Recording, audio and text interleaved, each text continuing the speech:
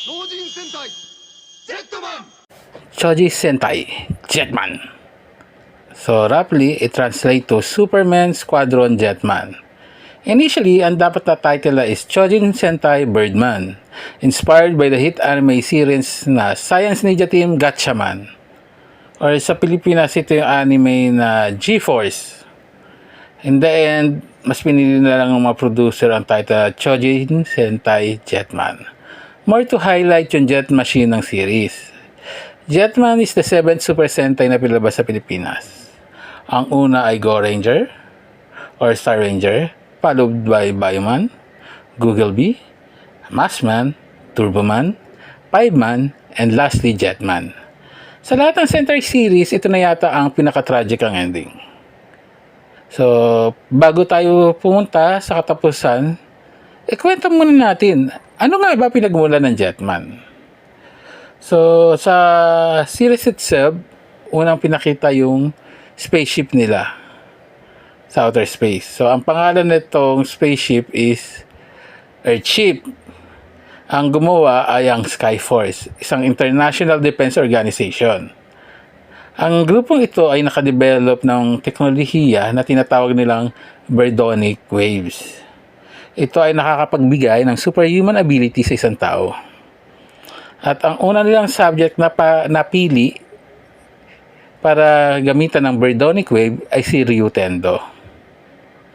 And ang sumunod naman ay si Rai Ayo.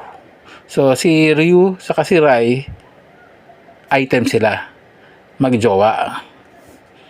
So nung ginagawa yung procedure kay Ryu, pagkatapos ipasa sa kanya yung Birdonic Waves, biglang may isang interdimensional na villain ang lumabas. Yun yung mga Byram. So, sila ay galing sa back dimension.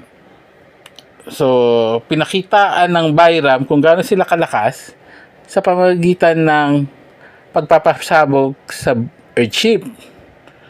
So, bago sumabog ang Earthship, sinubukan tumakas ni Ryu, ni Rai, at ng kanilang commander na si Commander Aya. Ngunit sa kasawiang palad, yung spaceship kasi nasira na. So, nagkaroon ng butas at nahigop ng vacuum si Rai. So, nakaligtas naman si Commander Aya at Ryu. Pero, sa pagsabog ng Earthship, pati mga Birdonic Waves kumalat sa Earth. So, lahat yun sumanib sa iba't ibang tao. So, yung una kay Raita Uishi, sa siyang farmer. Sunod kay Kaori Rokyumikan, sa siyang aristokrata o medyo mayaman. Yayamanin si ate nyo. Then, sumunod si Gayuki, isang musician at gambler. Then, yung pinakabata sa grupo is si Ako Hayasaka, sa siyang estudyante. Bali, silang 5 ang buo sa grupo ng Jetman. So, gamit nila ang kanilang mecha na si Icarus, si Garuda at Tetra Boy. Pinagtatanggol nila ang Earth laban sa mga Byram. So, in between the series, sa mga episode, nabuo ang love triangle nila, Ryu, Kaori at Guy. Si Guy, may gusto siya kay Kaori. Pero si Kaori naman ay may gusto kay Ryu. Pero si Ryu, hindi pa siya nakaka-move on. Hindi niya pa nakakalimutan yung namatay niyang girlfriend na si Rai. Dahil sa panunuyo ni Guy, naging sila din ni Kaori. So, nandito yung kasing laging pinagtatanggol ni Guy si Kaori, laging sinisave. Dahil doon, kahit pa paano, na-love din si Kaori sa kanya.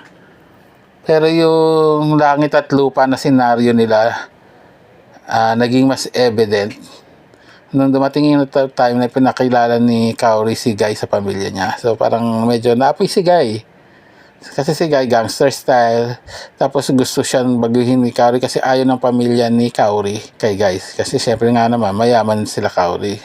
So gusto niyang pagbihising parang businessman si Guy. So ito naman gangster style ang isa.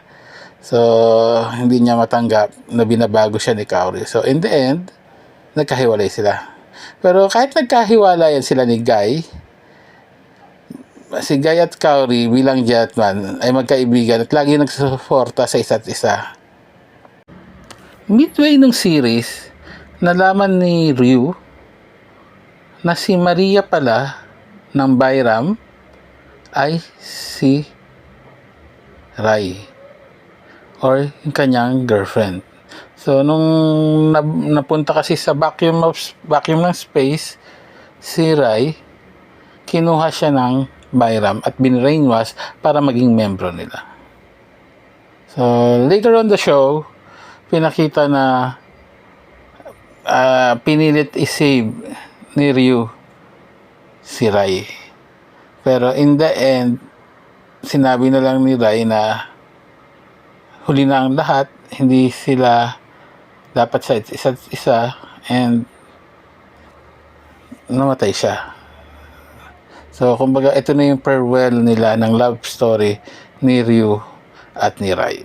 Dahil physically wala na si Rai, sinubukan na rin mag-move on ni Ryu, at in the end, nung natalo nila ang Bayram, nagkagustuhan or nagka-inlaban si Ryu at Kaori.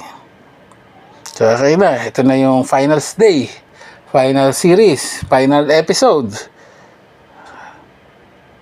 Ikakasal na si Ryu at Kaori. Nung araw ng kasal, pupunta si Guy. So excited na rin siya. Masaya siya para kay Kaori. Bumili siya ng bulaklak para sa kanyang best friend na si Kaori. Pero sakto naman na may snatcher dun sa flower shop. So hinabol siya ni Guy. Nung nabutan ni Guy ang snatcher, saksak siya ng snatcher. So imbis na magpa-ospital si Guy naglalakad papunta sa simbahan paika-ika. So dumiretso pa rin siya sa kasal ni Ryu at Kaori. Umupo siya sa isang bench kasi nga nahihirapan na siya.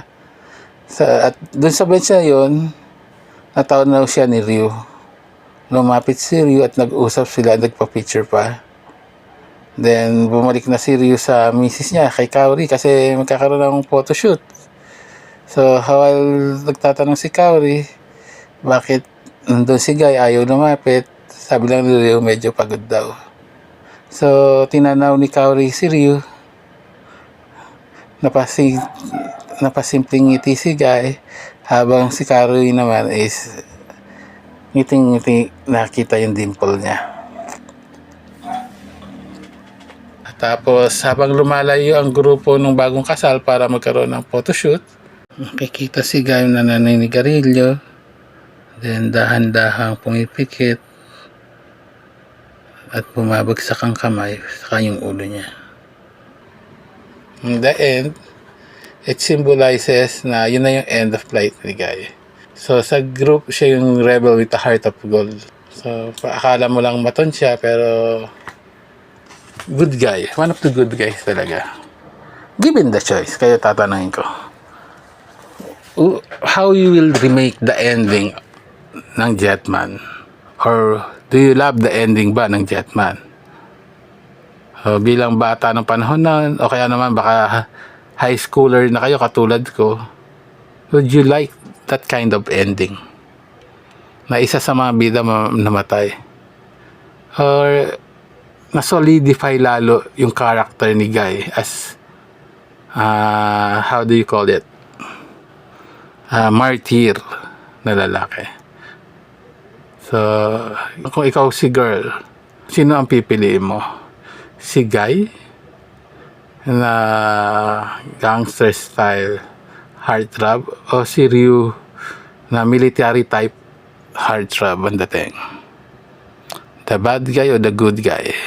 So, sino i-choose mo kung ikaw yung babae sa istorya? Comment below na lang po. Like, subscribe. Kung gusto nyo din po, ipanood nyo sa mga friends nyo para may views naman ako. Until next video po tayo. Bye-bye.